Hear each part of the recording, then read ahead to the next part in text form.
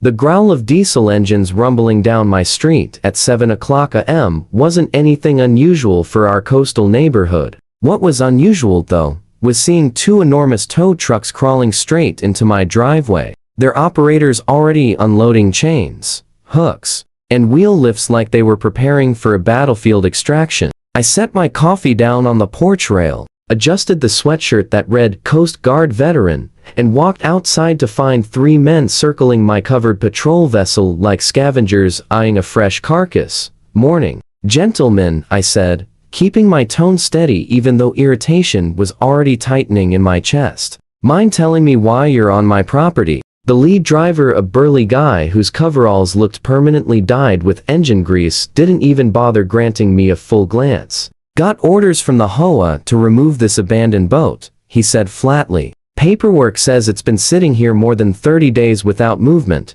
I almost laughed out loud. Abandoned? The vessel sitting beneath that custom marine cover was a 28-foot Coast Guard response boat assigned to me for routine maintenance and inspection. It had been in my driveway for exactly 12 days, and every inch of it was federally owned equipment. "I'd suggest you stop what you're doing and leave immediately," I told them, pulling out my phone. "That boat belongs to the United States Coast Guard, and I've got the documentation to prove it." The driver shrugged like this was just another Tuesday. "Not my problem. HOA president says it goes. It goes. You want to argue? Take it up with her." That was the moment I hit record and dialed a number I hoped I'd never have to use in this neighborhood. Within minutes, three black SUVs with government plates came tearing around the corner like a storm front. Suddenly, those tow truck drivers didn't look nearly as confident.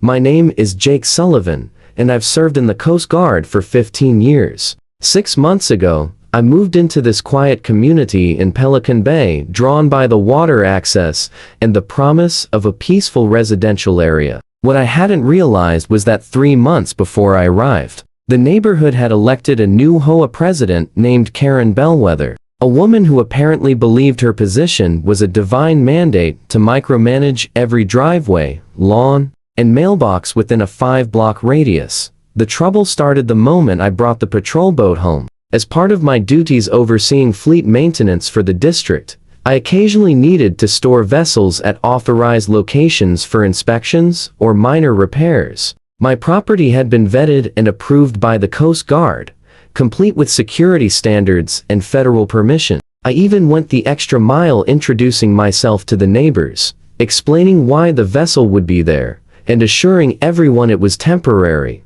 Most people were fascinated. The Johnsons next door brought their grandkids over to admire it. Old Mr. Peterson, a Navy vet himself, saluted it on his morning walk. But Karen saw it as an affront to her perfectly curated suburban kingdom, an eyesore, a violation, and worst of all, something she didn't personally approve. The first notice appeared on my door 3 days after the boat arrived. Written in Comic Sans, laminated for reasons still unknown to mankind. It claimed my vessel violated HOA bylaws on recreational vehicles, watercraft, and commercial equipment. I responded politely, sending her copies of my federal authorization and explaining that the vessel was government property, not a recreational boat, and that federal law superseded HOA regulations. Her reply came the next day via certified mail. She dismissed my so-called federal papers, insisting HOA rules were supreme inside the community. It was painfully obvious. She'd never heard of the supremacy clause of the Constitution, but I tried to be diplomatic. I invited her to inspect the vessel in person, see the Coast Guard markings, and review the documentation. She showed up that evening with 2 board members, a clipboard, and the smuggest look I have ever seen on a human being. She was exactly as you'd imagine middle-aged, sporting an asymmetrical haircut that probably cost more than my monthly marine maintenance budget, and wearing an outfit that screamed, "I demand to speak to your manager," from across the neighborhood. "Mr. Sullivan," she said, pronouncing my name like it physically hurt. "I don't care if this boat belongs to the Queen of England. It's an eyesore. It's lowering property values. It needs to go."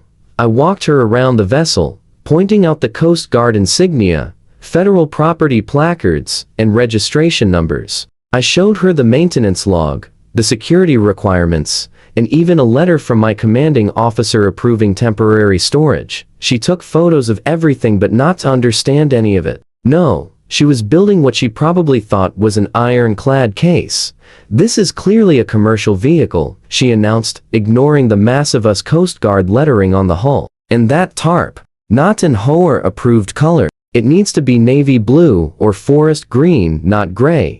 It's a military-grade weather cover," I replied calmly. "It protects sensitive equipment. Then it should be stored on a military base, not in our peaceful neighborhood," she snapped. "You have 7 days to remove it, or you'll be fined $50 a day, ma'am." "With all due respect," I said, "you can't fine me for storing federally owned equipment I'm legally authorized to maintain. This isn't my boat. It's your country's boat, the same Coast Guard vessel that protects these waters and responds to emergencies." She actually snorted. "The HOA protects this neighborhood, Mr. Sullivan, not your little boat club." 7 days after she left, I immediately contacted our legal affairs office. They confirmed I was fully within my rights and even offered to send an official letter explaining the situation. I thought that would end it, but I vastly underestimated Karen Bellwether's mix of stubbornness and ignorance.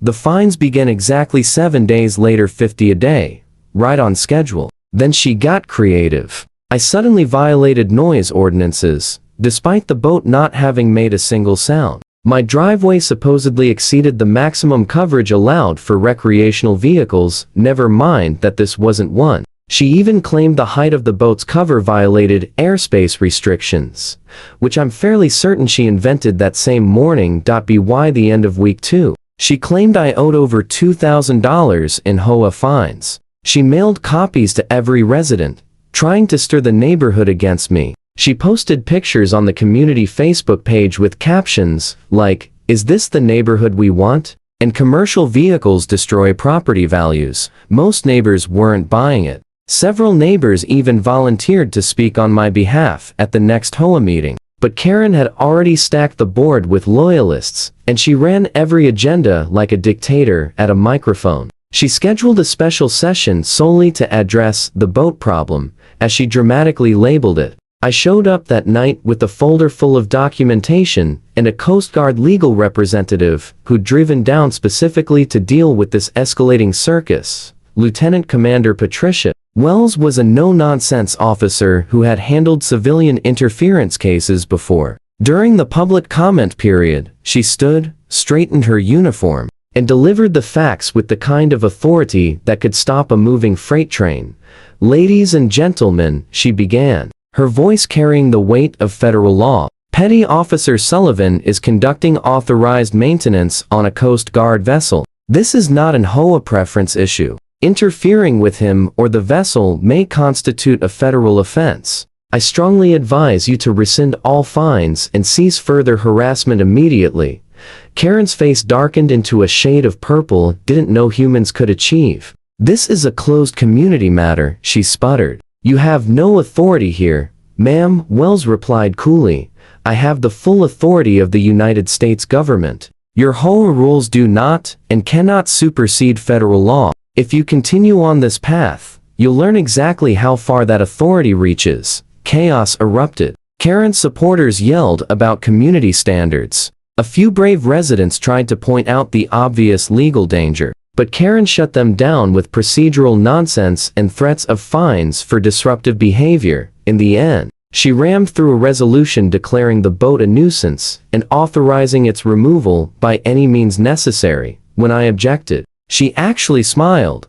"HOA rules override everything, Mr. Sullivan. You'll learn that soon enough." That was Thursday night. The following Tuesday, I returned from morning inspections at the base to find my driveway empty. The boat cover and all was gone. Only the wheel chocks remained, tossed carelessly onto my lawn. My security cameras had been spray painted over, but my neighbor's camera had a perfect angle. His footage showed Karen herself directing the tow trucks at 6 o'clock a.m., clipboard in hand, proudly watching as they hauled away federal property. She even took selfies with the boat being removed, likely intended for her next Facebook victory post. What she didn't comprehend was that she had just committed multiple federal crimes. I immediately reported it not to local police, but to the Coast Guard Investigative Service. When I explained that a civilian had stolen a government vessel containing classified navigation and emergency response equipment, things escalated fast. Within an hour, the base commander was involved. Within 2 hours, federal agents were mobilizing. The vessel was located at a commercial tow yard 15 miles away, dumped in a back lot with a note to bill the HOA for storage. The yard owner, realizing something was seriously wrong when federal agents arrived, cooperated instantly. He handed over all paperwork, including the work order signed by Karen Bellwether and paid for with an HOA credit card, while agents secured the vessel and inspected it for damage. Another team headed straight to the HOA office. They found Karen sitting at her desk, surrounded by what she must have believed were triumphant photos of the boat's removal. Her expression evaporated when agents in tactical vests entered with federal warrants. "Karen Bellwether?" the lead agent asked. She nodded, suddenly mute. "You are under investigation for theft of government property, interference with federal operations, and misuse of HOA funds. You have the right to remain silent." To her credit, she tried to bluster. "This is ridiculous. I was enforcing community standards. That boat was abandoned." "Ma'am," the agent said, pulling out the very documentation I had provided weeks earlier. "We have copies of your federal notifications, warnings from Coast Guard Legal Affairs, and video evidence of you directing the theft of a vessel containing classified equipment. I strongly advise you to stop talking and call a lawyer." The investigation was fast and brutal. They subpoenaed HOA financial records and discovered Karen had used almost $8,000 of community funds for the illegal removal money earmarked for landscaping services. She'd also issued fines without board approval, pocketed portions of them, and threatened residents who questioned her authority. But the worst was yet to come. When federal tech specialists examined the boat, they discovered that the towing company had damaged several sensitive components in the removal process,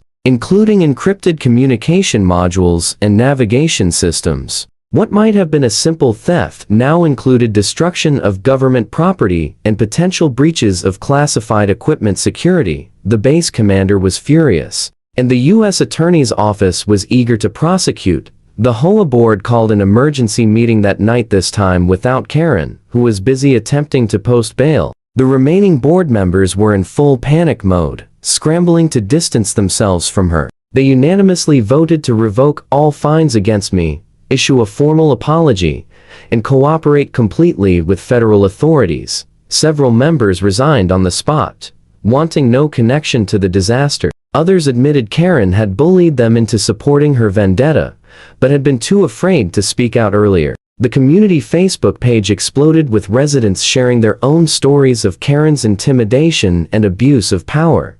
Meanwhile, I assisted federal agents in cataloging the vessel's damage. Every scratch, every compromised seal, every loosened bolt had to be documented. Repairs alone totaled more than $40,000, not including the replacement of classified equipment that had to be treated as compromised. Karen's arraignment was a spectacle. She marched into the court, still insisting the HOA had the authority to remove anything she deemed a nuisance. The federal magistrate judge, a former Navy officer, stared her down with zero patience. She was charged with theft of government property, destruction of federal assets, interference with military operations, misuse of fiduciary funds, and several other counts that made her attorney visibly wince.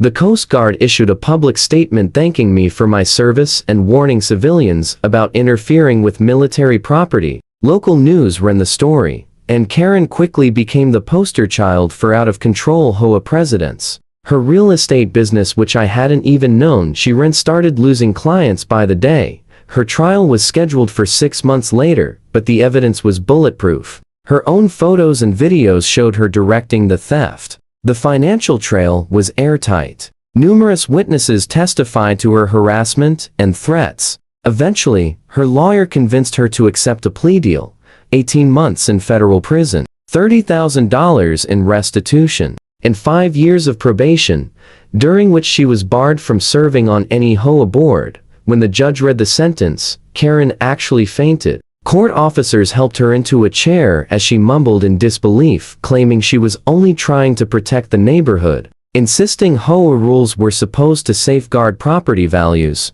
the judge's final words were perfect. "Ma'am, you have learned the hard way that there is a hierarchy of law in this country, and your HOA is not at the top of it.